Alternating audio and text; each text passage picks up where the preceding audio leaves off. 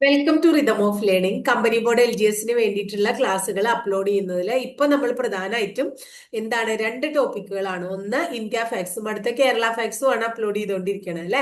അപ്പൊ ഇതിന്റെ ഇടയിൽ ഇനി ഞാൻ കുറച്ച് ഇന്ത്യ ഫാക്സും കേരള ഫാക്സും ഒക്കെ പഠിച്ച് നിങ്ങൾക്ക് ഒരു കോൺഫിഡൻസ് വന്നപ്പോ ഇനി ഞാൻ കേരളത്തിലെ ഹിസ്റ്ററിയും ഇന്ത്യയുടെ ഹിസ്റ്ററിയും ചെറുതായിട്ട് ആഡ് ചെയ്യാൻ ശ്രമിക്കാം. 2-3 ദിവസത്തിനുള്ളിൽ നമുക്ക് അത് തുടങ്ങാം. അതിന്റെ ഇടയിൽ നമ്മൾ ഇന്ത്യയിലെ ക്ലാസിക്കൽ നൃത്തരൂപങ്ങൾ പഠിച്ചിട്ടുണ്ടായിരുന്നു. അപ്പൊ അതിൽ 2 നൃത്തരൂപേ അപ്ലോഡ് ചെയ്തിട്ടുള്ളൂ നമ്മള്. അതായത് നമ്മൾ മോഹിനിയാട്ടത്തെ കുറിച്ചും കഥകളിയെ കുറിച്ചും പഠിച്ചു. ബാക്കിയുള്ളത് പഠിക്കണ്ടേ? അതായത് എന്തും അത് ഒരു ടോപ്പിക് പഠിക്കുമ്പോൾ ആ ടോപ്പിക് കംപ്ലീറ്റ് ആയിട്ട് വേണ്ടേ അടുത്തേക്ക് പോവാൻ. അപ്പൊ നമ്മള് ഇന്ത്യ ഫാക്സിന്റെ ആ ഭാഗമാണ് ഇന്ന് കംപ്ലീറ്റ് ചെയ്യുന്നത്. ഇന്ത്യയുടെ ക്ലാസിക്കൽ നൃത്തരൂപത്തില് ബാക്കിയുള്ള നൃത്തരൂപങ്ങളെ കുറിച്ചാണ് പഠിക്കണേ. ഇപ്പൊ നിന്ന് നമ്മൾ ആദ്യം പഠിക്കാൻ പോകുന്നത് ഭരതനാട്യം എന്ന് പറയുന്ന നൃത്തരൂപത്തെ കുറിച്ചാണ്. ഭരതനാട്യം നമുക്കറിയാം അല്ലെ, പലപ്പോഴും പരീക്ഷയ്ക്ക് ചോദിച്ച് കാണാറുള്ള കുറെ ചോദ്യങ്ങളുണ്ട്. അതായത് ഇതില് നമുക്ക് ഏറ്റവും ബുദ്ധിമുട്ടുള്ള ഒരു ഭാഗം എന്താ വെച്ചാൽ ചില വ്യക്തികളുടെ പേര് തന്നിട്ട് ആ വ്യക്തികൾ ഏത് കലാരൂപവുമായിട്ട് ബന്ധപ്പെട്ടിരിക്കണു എന്നുള്ളൊരു ചോദ്യം വരും. അതാണ് ഏറ്റവും വലിയ പാട്. അപ്പൊ നിങ്ങൾ വ്യക്തികളെ കുറിച്ച് കലാകാരന്മാരെ കുറിച്ച് ഞാൻ ക്ലിയർ ആയിട്ട് പറഞ്ഞുതരാം. നിങ്ങൾ കൃത്യമായിട്ട് പഠിച്ചു വെക്കണം കേട്ടോ. അപ്പോ ഭരതനാട്യം ഒരു കാര്യം നമ്മൾ മുമ്പ് പഠിച്ചില്ലേ? ഭരതനാട്യം എന്ന് പറയുന്നത് ഇന്ത്യയുടെ ദേശീയ നൃത്ത രൂപമാണ്. അത് മറക്കാതെ ഓർത്തു വെക്കണം. ഇന്ത്യയുടെ ദേശീയ നൃത്ത രൂപം ഏതാണ്? ഭരതനാട്യമാണ്. പരീക്ഷയ്ക്ക് ഏറ്റവും കൂടുതൽ ചോദിക്കാറുള്ള ഒരു ചോദ്യമാണ് ചലിക്കുന്ന കാവ്യം എന്നറിയപ്പെടുന്ന നൃത്തരൂപം ഏതാണ്. അപ്പൊ ഭരതനാട്യത്തിന് എന്തൊരു വിശേഷണം കൂടി ഉണ്ട്? ചലിക്കുന്ന കാവ്യം എന്നും കൂടി വിളിക്കുന്നുണ്ട്. അപ്പോ ചലിക്കുന്ന കാവ്യം, ഇന്ത്യയുടെ ദേശീയ നൃത്തരൂപം, ഇതൊക്കെ ഭരതനാട്യമാണ് കേട്ടോ. ഈ ഭരതനാട്യത്തിന്റെ പ്രത്യേകത, ഭരതമുനി നമുക്കറിയാം. ഭരതമുനിയുടെ പ്രശസ്തമായിട്ടുള്ള കൃതി ഏതാണ്? ഭരതമുനിയുടെ കൃതി ഏതാണ്? നാട്യശാസ്ത്രം അല്ലെ. ഭരതമുനിയുടെ നാട്യശാസ്ത്രത്തെ അടിസ്ഥാനമാക്കി ചിട്ടപ്പെടുത്തിയ കലാരൂപം ഏത് എന്ന് ചോദിച്ചു കഴിഞ്ഞാൽ അതും ഭരതനാട്യമാണ്. അപ്പൊ ഭരതമുനിയുടെ നാട്യശാസ്ത്രത്തെ അടിസ്ഥാനമാക്കിയിട്ടാണ് നമ്മള് ഭരതനാട്യം എന്ന് പറയുന്ന കലാരൂപം ചിട്ടപ്പെടുത്തിയിരിക്കുന്നത്. ഭരതനാട്യത്തിന്റെ എന്നാൽ അടിസ്ഥാന കൃതി ഏത് എന്ന് ചോദിച്ചാൽ അഭിനയ ദർപ്പണം കേട്ടോ പറയാം. ഭരതനാട്യത്തിന്റെ അടിസ്ഥാന കൃതി അങ്ങനെയാണ് ചോദിക്കുക. അപ്പോ അഭിനയ ദർപ്പണം എന്ന് പേര് പറയണം. ഭരതനാട്യത്തിന്റെ അടിസ്ഥാന കൃതി എന്താണ്? അഭിനയ ദർപ്പണമാണ്. ഇനി ഭരതനാട്യത്തിന്റെ പ്രധാന പരിഷ്കർത്താവ് ആരാണ്? രുക്മിണി ദേവി അരുണ്ടേലാണ്. ആരാണ്? രുക്മിണി ദേവി അരുണ്ടേൽ. വളരെ ഇമ്പോർട്ടന്റ് ആണ്. ഇവരെ കുറിച്ച് പരീക്ഷയ്ക്ക് ചോദിച്ചിട്ടുണ്ട്. ഭരതനാട്യത്തിന്റെ പ്രധാന പരിഷ്കർത്താവ് എന്ന് വിശേഷിപ്പിക്കുന്നത് ഒരു ലേഡിയാണ്. അവരുടെ പേര് രുക്മിണി ദേവി അരുണ്ടേൽ എന്നാണ്. അവരുടെ പ്രശസ്തമായിട്ടുള്ള സ്ഥാപനമാണ് മദ്രാസിലെ കലാക്ഷേത്ര. മദ്രാസിലെ കലാക്ഷേത്ര ആരുടെയാണ്? രുക്മിണി ദേവി അരുണ്ടേലിന്റെയാണ്. അപ്പൊ ഭരതനാട്യം ഇന്ത്യയുടെ ദേശീയ നൃത്തരൂപമാണ്, ചലിക്കുന്ന കാവ്യാണ്, ഭരതമുനിയുടെ നാട്യശാസ്ത്രത്തെ അടിസ്ഥാനമാക്കി ചിട്ടപ്പെടുത്തിയ കലാരൂപമാണ്. ഭരതനാട്യത്തിന്റെ അടിസ്ഥാന കൃതി എന്നാൽ അഭിനയ ദർപ്പണാണ്. ഭരതനാട്യത്തിന്റെ പ്രധാന പരിഷ്കർത്താവ് രുക്മിണി ദേവി അരുണ്ടേലാണ്. അവരുടെ പ്രധാനപ്പെട്ട സംഘടനയാണ് അല്ലെങ്കിൽ അവർ സ്ഥാപിച്ച സ്ഥാപനമാണ് കലാക്ഷേത്ര. ഇനി ഇതിലെ കലാകാരന്മാരെ കുറിച്ച് പഠിക്കൂ. ഒരാള് രുക്മിണി ദേവി അരുണ്ടേൽ. അടുത്ത ആൾ ആരാണ്? യാമിനി കൃഷ്ണമൂർത്തി. എത്രയോ പരീക്ഷയ്ക്ക് ചോദിക്കാറുള്ളതാണ് ഇവരുടെയൊക്കെ പേര്. അപ്പൊ യാമിനി കൃഷ്ണമൂർത്തി ഏത് കലാരൂപവുമായി ബന്ധപ്പെട്ടിട്ടുള്ള ആളാണ്? ഭരതനാട്യം. അടുത്ത ആൾക്കാരെ നിങ്ങൾക്ക് അറിയാട്ടോ, നിങ്ങൾ പലരും കേട്ടിട്ടുണ്ടാവും. മല്ലിക സാരാഭായ്. ആരാണ്?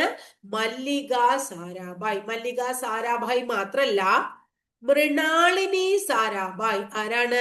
മൃണാളിനി സാരാഭായ്. അപ്പൊ മല്ലിക സാരാഭായ്, മൃണാളിനി സാരാഭായ്, രാമിനി കൃഷ്ണമൂർത്തി, രുക്മിണി ദേവി അരുണ്ടേൽ. ഇനിയുണ്ട് അടുത്ത ആള് അടയാർ ലക്ഷ്മൺ. ആരാണ്? അടയാർ ലക്ഷ്മൺ. അടയാർ ലക്ഷ്മൺ. അടുത്തത് സ്വപ്നസുന്ദരി. ആരാ? സ്വപ്നസുന്ദരി. ഇത്രയും ആൾക്കാര് ഏത് നൃത്തരൂപവുമായിട്ട് ബന്ധപ്പെട്ടിരിക്കുന്നു? നമ്മുടെ ഭരതനാട്യം എന്ന് പറയുന്ന നൃത്തരൂപവുമായിട്ട് ബന്ധപ്പെട്ടിരിക്കുന്നു. ക്ലിയർ ആയോ നിങ്ങൾക്ക്? ഭരതനാട്യവുമായിട്ട് ബന്ധപ്പെട്ടിട്ടുള്ള വ്യക്തികൾ ആരൊക്കെയാണ്? കലാകാരന്മാർ ആരൊക്കെയാണ്? ആരാണ് ഭരതനാട്യവുമായി ബന്ധപ്പെട്ടിട്ടുള്ള കലാകാരന്മാർ എന്ന് പറഞ്ഞാൽ നമ്മൾ പറയാ രുക്മിണി ദേവി അരുണ്ടേൽ അല്ലെ, യാമിനി കൃഷ്ണമൂർത്തി, മല്ലിക സാരാഭായ്, മൃണാളിനി സാരാഭായ്, അതുപോലെ തന്നെ അടയാർ ലക്ഷ്മൺ, സ്വപ്നസുന്ദരി തുടങ്ങിയവരാണ്. ഒന്നും കൂടെ പഠിക്കൂ.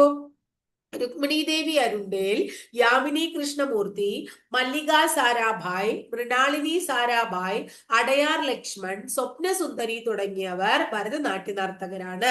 ഇനി ഭരതനാട്യം കഴിഞ്ഞാൽ അടുത്ത് നമ്മൾ പഠിക്കാൻ പോകുന്ന കലാരൂപത്തിന്റെ പേര് ഒഡീസി എന്നാണ്. ഒഡീസി നൃത്തരൂപം ഏത് സംസ്ഥാനത്തെയാണ്? ഒഡീഷയിലെ നൃത്തരൂപമാണ്. അത് ആർക്കും പറഞ്ഞു തരാതെ തന്നെ അറിയാം അല്ലെ.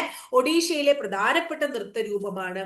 ചലിക്കുന്ന കാവ്യം ഭരതനാട്യമാണെങ്കിൽ ചലിക്കുന്ന ശില്പമാണ് ഒഡീസി.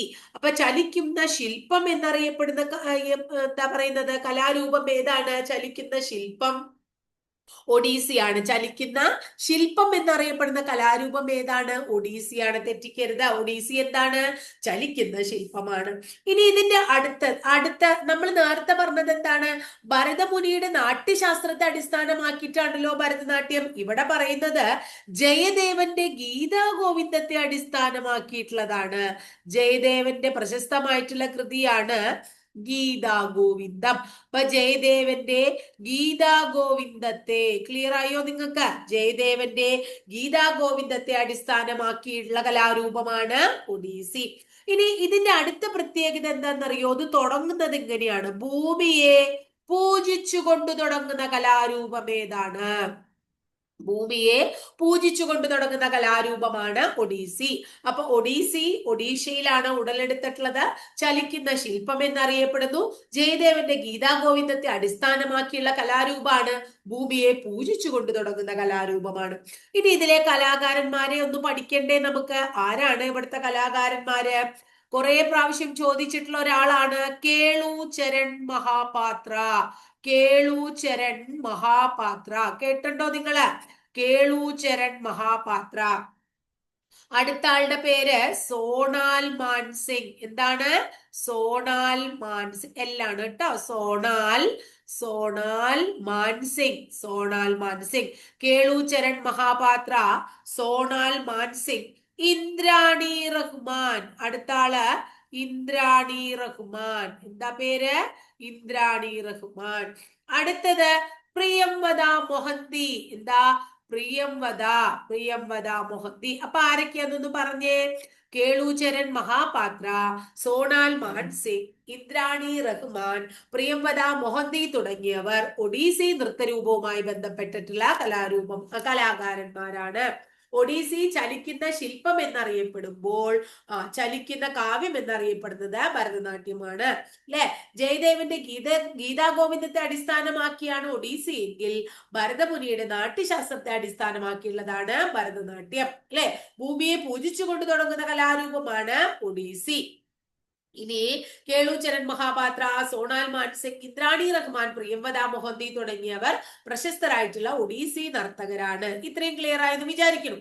അടുത്ത് നമ്മൾ പഠിക്കാൻ പോകുന്നത് മണിപ്പൂരി എന്ന് പറയുന്ന നൃത്തരൂപത്തെ കുറിച്ചാണ്. മണിപ്പൂരി നൃത്തരൂപം.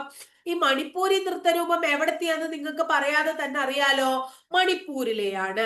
അതായത് രാധയും കൃഷ്ണനും തമ്മിലുള്ള ബന്ധത്തെ കുറിക്കുന്നത്. കൃഷ്ണനെയും രാധയും അറിയാത്തവരില്ല അല്ലെ. രാധയും കൃഷ്ണനും തമ്മിലുള്ള ബന്ധത്തെ കുറിക്കുന്ന രാസലീല ഇതിവൃത്തമായിട്ടുള്ള കലാരൂപമാണ് മണിപ്പൂരി. എന്താ അപ്പൊ നമ്മൾ പഠിച്ചേ? രാധയെയും കൃഷ്ണനെയും തമ്മിലുള്ള ബന്ധം, രാധയും കൃഷ്ണനും തമ്മിലുള്ള റിലേഷൻഷിപ്പ് കാണിക്കുന്ന രാസലീല ഇതിവൃത്തമായിട്ടുള്ള കലാരൂപമാണ് മണിപ്പൂരി. ഉടലെടുത്തത് എവിടെയാ? മണിപ്പൂരിലാണ്. ഇനി ഇതിന്റെ കലാകാരന്മാരെ പഠിക്കൂ. നിർമ്മല മേത്ത. ആരൊക്കെയാന്ന് പഠിക്കൂ. ഒന്ന് നിർമ്മല മേത്ത. അടുത്തത് ജാവേരി സിസ്റ്റേഴ്സ്. നിർമ്മല മേത്ത, ജാവേരി സിസ്റ്റേഴ്സ്. അടുത്തത് താങ്ബി ദേവി. എന്താണ്? താങ്ബി ദേവി. അടുത്തത് ഹേബാം റുംസി. ഹേബാം റുംസി.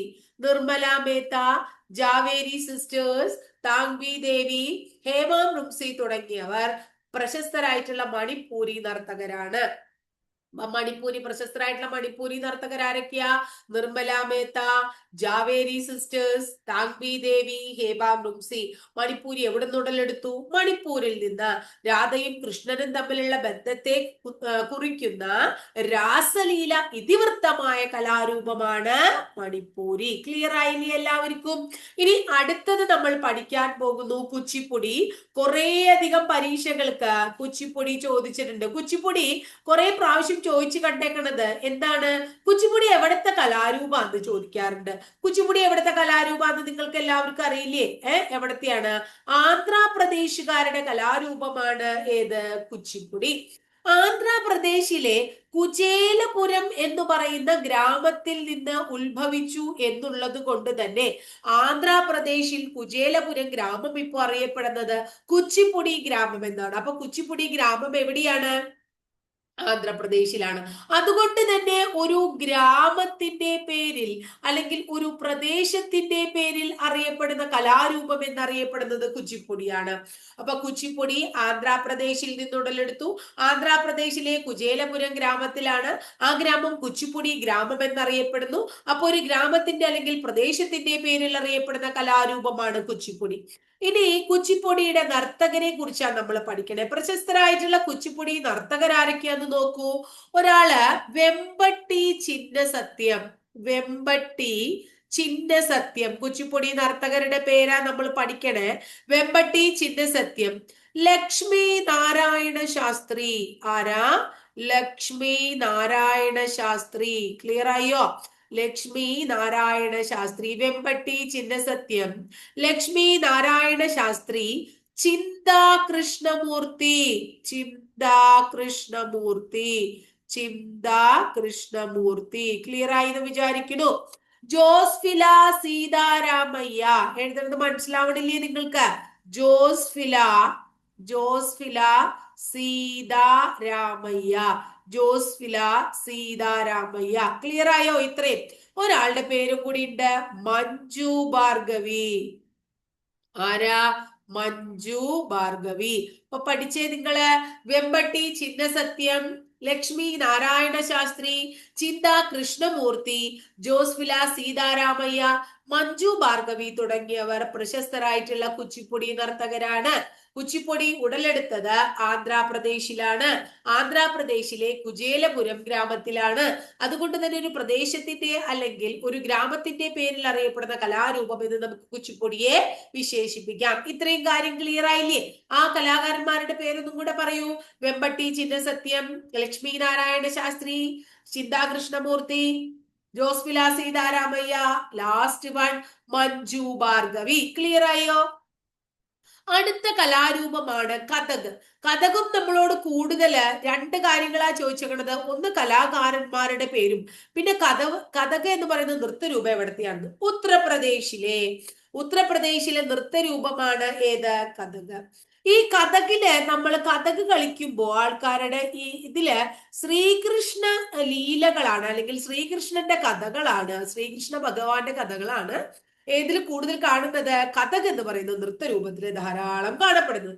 ഇനി ഇതിന്റെ ഒരു പ്രത്യേകത എന്താ വെച്ചിട്ടുണ്ടെങ്കിൽ ഇതിൽ ഹിന്ദു അതുപോലെ തന്നെ മുസ്ലിം സാംസ്കാരിക അംശങ്ങൾ ഉൾക്കൊള്ളുന്ന കലാരൂപം. അപ്പൊ ഏതെങ്കിലും അപ്പൊ നമ്മുടെ രാജ്യത്തിന്റെ കൾച്ചറിനെ എടുത്തു കാണിക്കുകയാണ് അവിടെ. നമ്മുടെ നാനാത്വത്തിൽ ഏകത്വം എന്ന് പറയുന്ന കൾച്ചറിനെ ഏതെങ്കിലും എന്താ പറയുന്നത്? ഒരു മതത്തെയോ ജാതിയെയോ കുറിച്ച് മാത്രമല്ല ഇതില് എന്താ പറയുന്നത്? ഹിന്ദു മുസ്ലിം സാംസ്കാരിക അംശങ്ങൾ ഉൾക്കൊള്ളുന്നു. ഇനി അടുത്തത് മുഗൾ രാജവംശത്തിന്റെ സദസ്സിൽ കണ്ടിരുന്ന മുഗൾ രാജവംശത്തിന്റെ സദസ്സിൽ കണ്ടിരുന്ന കലാരൂപമാണ്. മുഗൾ രാജവംശത്തിലെ പ്രശസ്തരായിട്ടുള്ള പല ചക്രവർത്തിമാരും അവര് എന്താന്ന് പറയുന്നത്? ഹിന്ദു യുവതിയെ വിവാഹം കഴിച്ചിട്ടുള്ള മുഗൾ രാജാവ് എന്നൊക്കെ പറയുന്നത് നമ്മൾ പഠിക്കുന്നുണ്ട്. മെഡീവൽ ഇന്ത്യയുടെ എന്റെ ക്ലാസ് കാണാത്ത കുട്ടികൾ ഉണ്ടെങ്കിൽ ഡിസ്ക്രിപ്ഷൻ ബോക്സിൽ ഉണ്ട്, കണ്ടു നോക്കൂ കേട്ടോ. അതായത് പ്ലേലിസ്റ്റിൽ കൃത്യമായിട്ട് ഇട്ടിട്ടുണ്ട്, ഡിസ്ക്രിപ്ഷനിലല്ല പ്ലേലിസ്റ്റിൽ ഇട്ടിട്ടുണ്ട്, കണ്ടു നോക്കണം കേട്ടോ എല്ലാവരും. അതായത് ഫുള്ളായിട്ട് നമ്മൾ മെഡീവൽ ഇന്ത്യയുടെ ക്ലാസ് അപ്ലോഡ് ചെയ്തിട്ടുണ്ട്. അപ്പൊ അതിൽ മുഗൾ രാജവംശം ഒക്കെ ക്ലിയർ ആയിട്ട് പറഞ്ഞിട്ടുണ്ട്. അപ്പൊ മുഗൾ രാജവംശങ്ങളുടെ സദസ്സിൽ ഉണ്ടായിരുന്ന ഇന്ത്യയിലെ വളരെ പ്രശസ്തമായിട്ടുള്ള നൃത്തരൂപമാണ് കഥക്. ഹിന്ദു മുസ്ലിം സാംസ്കാരിക അംശങ്ങൾ ഉൾക്കൊള്ളുന്നു. ശ്രീകൃഷ്ണന്റെ കഥകളാണ് കഥകിൽ കാണുന്നത്. അതുപോലെ തന്നെ ഉത്തർപ്രദേശിലെ കലാരൂപമാണ്. ഇനി ഇതിലത്തെ ആൾക്കാരെ ഒന്ന് പഠിച്ചേ, ആരൊക്കെയാണ്? ഒന്ന് ഉമാ ശർമ്മ, കണ്ടുവാ, ഉമാ ശർമ്മ. അടുത്തത് ഭാരതി ഗുപ്ത, ഉമാ ശർമ്മ കഴിഞ്ഞ ഭാരതി ഗുപ്ത. Next one Birju Maharaj, Birju Maharaj. ഉമാ ശർമ്മ, ഭാരതി ഗുപ്ത, ബിർജു മഹാരാജ്. ഒരാളും കൂടി ഉണ്ട് കേട്ടോ, വിഷ്ണു ശിരോദ്കർ. ആരാണ്? വിഷ്ണു, വിഷ്ണു ശിരോദ്കർ, വിഷ്ണു ശിരോദ്കർ, വിഷ്ണു ശിരോദ്കർ. അപ്പൊ എന്താ പറഞ്ഞത് നമ്മള്? ഉമാ ശർമ്മ, ഭാരതി ഗുപ്ത, ബിർജു മഹാരാജ്, വിഷ്ണു ശിരോദ്കർ തുടങ്ങിയവർ കഥക് നൃത്ത കലാകാരന്മാരാണ്. അപ്പൊ കഥക് കലാകാരന്മാർ ആരൊക്കെയാ? ഉമാ ശർമ്മ, ഭാരതി ഗുപ്ത, ബിർജു മഹാരാജ്, വിഷ്ണു ശിരോദ്കർ. ഉമാ ശർമ്മ, ഭാരതി ഗുപ്ത, ബിർജു മഹാരാജ്, വിഷ്ണു ശിരോദ്കർ. ഇത്രയും ക്ലിയർ ആയില്ലേ? ഇനി നമ്മൾ പഠിക്കാൻ പോകുന്നത് ഒരു കലാരൂപം കൂടി ഉണ്ട്, അപ്പോഴാണ് 8 ആവുള്ളൂ. ആ കലാരൂപത്തിന്റെ പേര് സാത്രിയ എന്നാണ്. സാത്രിയ എവിടുത്തെ നൃത്തരൂപമാണ്? അസമിലെ കലാരൂപമാണ്. എവിടത്തെയാണ്? അസം. സാത്രിയ അസമിലെയാണ്. ഇനി അടുത്തത്, ഇത് രൂപം നൽകിയത് ആരാണ്? ശങ്കരദേവൻ തുന്തുള്ള. ഇദ്ദേഹം ഒരു വൈഷ്ണവ സന്യാസിയാണ്. അപ്പൊ വൈഷ്ണവ സന്യാസിയായ ശങ്കരദേവൻ, ആരാണ്? ശങ്കരദേവൻ തുന്നുള്ള, ഒരാളുടെ പേരാട്ടോ, ശങ്കരദേവൻ തുന്നുള്ള. വൈഷ്ണവ സന്യാസിയായ ശങ്കരദേവൻ തുന്നുള്ള എന്ന് പറയുന്ന വ്യക്തി രൂപം കൊടുത്ത കലാരൂപമാണ് സാത്രിയ. ഇനി ഇതിന്റെ പ്രധാനപ്പെട്ട നർത്തകരാരൊക്കെയാണ്? ആദ്യത്തെ ആള് മീനാക്ഷി, മീനാക്ഷി. സാത്രിയ മീനാക്ഷി മേധി, സാത്രിയ മീനാക്ഷി മേധി. രാമകൃഷ്ണ താലൂക്ദാർ, രാമകൃഷ്ണ താലൂക്ദാർ, രാമകൃഷ്ണ താലൂക്ദാർ. മീനാക്ഷി മേത്തി, രാമകൃഷ്ണ താലൂക്ദാർ. കൃഷ്ണാക്ഷി, കൃഷ്ണാക്ഷി, കൃഷ്ണാക്ഷി, കൃഷ്ണാക്ഷി കാശ്യപ്, കൃഷ്ണാക്ഷി കാശ്യപ്. ആരൊക്കെയെന്ന് പറഞ്ഞേ? മീനാക്ഷി മേത്തി, രാമകൃഷ്ണ താലൂക്ദാർ, കൃഷ്ണാക്ഷി കാശ്യപ് തുടങ്ങിയവർ സാത്രിയയിലെ കലാകാരന്മാരാണ്. സാത്രിയ നൃത്തരൂപവുമായി ബന്ധപ്പെട്ട കലാകാരന്മാർ ആരൊക്കെയാ? മീനാക്ഷി മേത്തി, രാമകൃഷ്ണ താലൂക്ദാർ, കൃഷ്ണാക്ഷി കാശ്യപ്. മീനാക്ഷി മേത്തി, രാമകൃഷ്ണ താലൂക്ദാർ, കൃഷ്ണാക്ഷി കാശ്യപ്. സാത്രിയ എവിടെ രൂപം കൊണ്ടതാ? അസമിലാണ്. ഇനി നമുക്ക് പഠിക്കാനുള്ളത്, ചില കലാരൂപങ്ങൾ തന്നിട്ട് അത് എവിടത്തെ കലാരൂപമാണ് എന്ന് നമ്മളോട് ചോദിക്കാറുണ്ട്.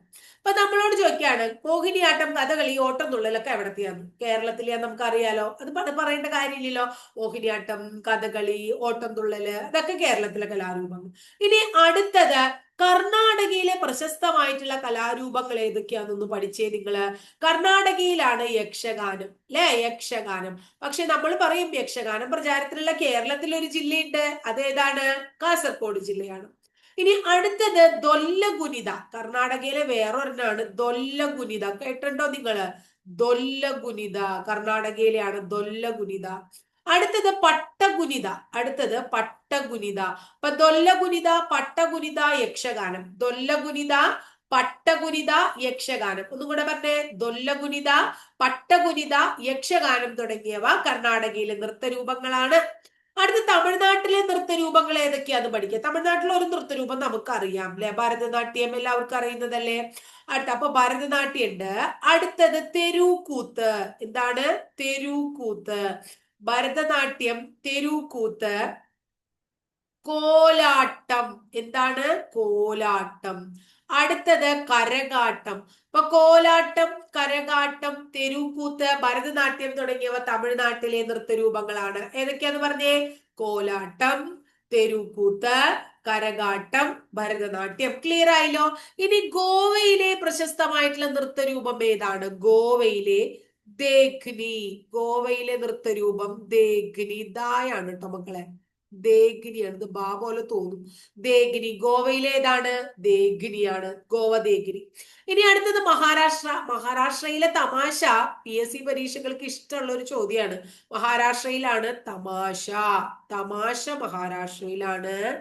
ലെസിൻ എന്ന് പറയുന്ന നൃത്തരൂപം. ലസ്സി കേട്ടിട്ടുണ്ട് നമ്മൾ ഭക്ഷണം കഴിക്കുന്നത് അല്ലെ, ലസ്സി. ഇത് അടുത്തത് എന്താണ്? ലെസിൻ. ഇനി അടുത്തത് ലാക്നി കേട്ടോ, ലാക്നി, ലാക്നി. അടുത്തത് ദാഹികാല, ദാഹികാല, ദാഹികാല. അപ്പൊ ഇത്രയും നമ്മളൊന്ന് പറഞ്ഞേ. കേരളത്തിൽ ഏതൊക്കെയാന്ന് നമുക്കറിയാലോ. മോഹിനിയാട്ടം, കഥകളി, ഓട്ടംതുള്ളൽ. കർണാടകത്തിൽ ഏതാ? യക്ഷഗാനം, ദൊല്ലഗുനിത, പട്ടഗുനിത. യക്ഷഗാനം, ദൊല്ലഗുനിത, പട്ടഗുനിത. തമിഴ്നാടോ? ഭരതനാട്യം, തെരുക്കൂത്ത്, കോലാട്ടം, കരകാട്ടം. ഭരതനാട്യം, തെരുക്കൂത്ത്, കോലാട്ടം, കരകാട്ടം. ഗോവയിലെ ദേഖ്നി. മഹാരാഷ്ട്രയിലെ തമാശ, ലെസിൻ, ലാഖ്നി, ദാഹികാല. മഹാരാഷ്ട്ര തമാശ, ലെസിൻ, ലാഖ്നി, ദാഹികാല. അടുത്തത് ആന്ധ്രാപ്രദേശ്. ആന്ധ്രാപ്രദേശിൽ ഒരെണ്ണം നമ്മൾ പഠിച്ചൂലോ. ആന്ധ്രാപ്രദേശിൽ എന്താണ്? കുച്ചിപ്പുടി ആന്ധ്രാപ്രദേശിലെ കലാരൂപമാണെന്ന് പഠിച്ചു വെച്ചിട്ടുണ്ട്, എന്നാലൊന്ന് ഓർക്കുക. കുച്ചിപ്പുടിയും കൊട്ടവും. കുച്ചിപ്പുടി, കൊട്ടം ആന്ധ്രാപ്രദേശ്, കൊട്ടം ആന്ധ്രാപ്രദേശ് ആണ്. അടുത്ത പഞ്ചാബ്. പഞ്ചാബ്, പഞ്ചാബ് PSCക്ക് ഇഷ്ടമുള്ള ഒരു ചോദ്യമാണ് പഞ്ചാബ്, ബംഗ്ര. PSC ഏറ്റവും കൂടുതൽ ചോദിച്ചേക്കുന്നതാണ് തമാശ, കുച്ചിപ്പുടി, അതുപോലെ തന്നെ യക്ഷഗാനം അല്ലെ. ഇതൊക്കെ പിന്നെ ഭരതനാട്യം, തമിഴ്നാട്ടിലെ ഭരതനാട്യം, പഞ്ചാബിലെ ബംഗ്ര, ഇതൊക്കെ ഇഷ്ടം പോലെ ചോദിച്ചിട്ടുണ്ട്. ബംഗ്ര മാത്രല്ല കേട്ടോ, ബംഗ്രയുണ്ട്, ഗിഡയുണ്ട്. ബംഗ്ര, ഗിഡ, പഞ്ചാബ്. ബംഗ്ര, ഗിഡ, പഞ്ചാബ്. ഇനി അടുത്തത് PSCക്ക് ഇഷ്ടമുള്ളത് ഗുജറാത്തിലെ അടുത്ത നൃത്തരൂപം ഗർഭ. ഗുജറാത്തിലെ ഗർഭ. അടുത്തത് രാസലീല. ഗുജറാത്തിലെ തന്നെയാണ് രാസലീല. അപ്പൊ ഗർഭ, രാസലീല. ദാണ്ടിയ റാസ്. അടുത്തത് ദാണ്ടിയ റാസ്, ദാണ്ടിയ റാസ്. അടുത്തത് ബാവൈ, ബാവൈ, ബാവൈ. അടുത്തത് തിപ്തി, അടുത്തത് തിപ്തി. ഗർഭ, രാസലീല, ദാണ്ടിയ റാസ്, ബാവൈ, തിപ്തി. ഗുജറാത്ത് ഗർഭ, രാസലീല, ദാണ്ടിയ റാസ്, ബാവൈ, തിപ്തി. ഗുജറാത്ത്. അടുത്തതാണ് മണിപ്പൂര്. മണിപ്പൂര്, മണിപ്പൂരിൽ ഏതൊക്കെയാന്ന് പറഞ്ഞേ? ഒന്ന് മണിപ്പൂരി നമ്മൾ പഠിച്ചു. അപ്പൊ അടുത്തത് മഹാരസ, മഹാരസ, ലായി ഹരേബ. മഹാരസ, ലായി ഹരേബ, മണിപ്പൂര്. ഇത്രയൊന്നും കൂടെ പറഞ്ഞേ. മണിപ്പൂര്, മഹാരസ, ലായി ഹരേബ. ഗുജറാത്ത് ഗർഭ, രാസലീല, ദാണ്ടിയ റാസ്, ബാവൈ, തിപ്തി. പഞ്ചാബ് ഭംഗ്ര, ഗിഡ. ആന്ധ്രാപ്രദേശ് കുച്ചിപ്പുടി, കൊട്ടം. മഹാരാഷ്ട്ര തമാശ, ലെസിം, ലാഖ്നി, ദാഹികാല. ഗോവ ദേഖ്നി. തമിഴ്നാട് ഭരതനാട്യം, തെരുക്കൂത്ത്, കോലാട്ടം, കരകാട്ടം. കർണാടക യക്ഷഗാനം, ദൊല്ലഗുനിത, പട്ടഗുനിത. കേരളം മോഹിനിയാട്ടം, കഥകളി, ഓട്ടംതുള്ളൽ. അടുത്തത് ഇനി ബീഹാറിലെ നൃത്തരൂപ നോക്കണേ. ബീഹാറിലെ പ്രധാനപ്പെട്ട നൃത്തരൂപമാണ് ബിത്താസിയ. ബീഹാറില് ബിത്താസിയ, ഇത് പ്രധാനപ്പെട്ടതാണ്. അടുത്തത് ജത്താജതി, ജത്താജതി. ബിദാസിയ, ജതാജതി, ഇത് രണ്ടും ബീഹാറിലെയാണ്. ക്ലിയർ ആയോ? ബിത്താസിയ, ജതാജതി. അടുത്ത പരീക്ഷയ്ക്ക് ചോദിച്ചിട്ടുള്ളതാണ് ജമ്മു കാശ്മീർ. റൌഫ് ചോദിച്ചിട്ടുണ്ട്. റൌഫ്, ജമ്മു കാശ്മീരിലെ റൌഫ്. അടുത്തത് ചാക്രി, ചാക്രി. അടുത്തത് ഹിക്കാദ്. ജമ്മു കാശ്മീരിലെയാണ് റൌഫ്, ചാക്രി, ഹിക്കാദ്. ഏതൊക്കെയാ? റൌഫ്, ചാക്രി, ഹിക്കാദ്. ഇനി അടുത്തത് രാജസ്ഥാനിലെ പ്രധാനപ്പെട്ട നൃത്തരൂപങ്ങളാണ്. ചവർഗിനാട്, ചവർഗിനാട്. രാജസ്ഥാനിലെ ഒരെണ്ണം ചവർഗിനാട്. അടുത്തത് കായങ്ക, അടുത്തത് കായങ്ക. അടുത്തത് ഗംഗൂർ, അടുത്തത് ഗംഗൂർ. ചവർഗിനാട്, കായങ്ക, ഗംഗൂർ തുടങ്ങിയവ രാജസ്ഥാനിലെ. റൌഫ്, ചാക്രി, ഹിക്കാദ് ജമ്മു കാശ്മീരിലെ. ബിത്താസിയ, ജദാജതി എവിടത്തെ? ബീഹാറിലെ. അടുത്തത് മിസോറാംകാരുടെ പ്രധാനപ്പെട്ട നൃത്തരൂപമാണ് മിസോറാം ബാംബു ഡാൻസ്. മിസോറാംകാരുടെയാണ് എന്ത്? Bamboo dance. അപ്പൊ മിസോറാംകാരുടെ ഒരെണ്ണേ ഉള്ളൂ ബാംബു ഡാൻസ്. ഗോവയ്ക്കും ഒരെണ്ണേ ഉള്ളൂ ദേഖ്നി അല്ലെ. ഇനി അടുത്തത് മധ്യപ്രദേശിനും ഒരെണ്ണേ ഉള്ളൂ മാച്ച.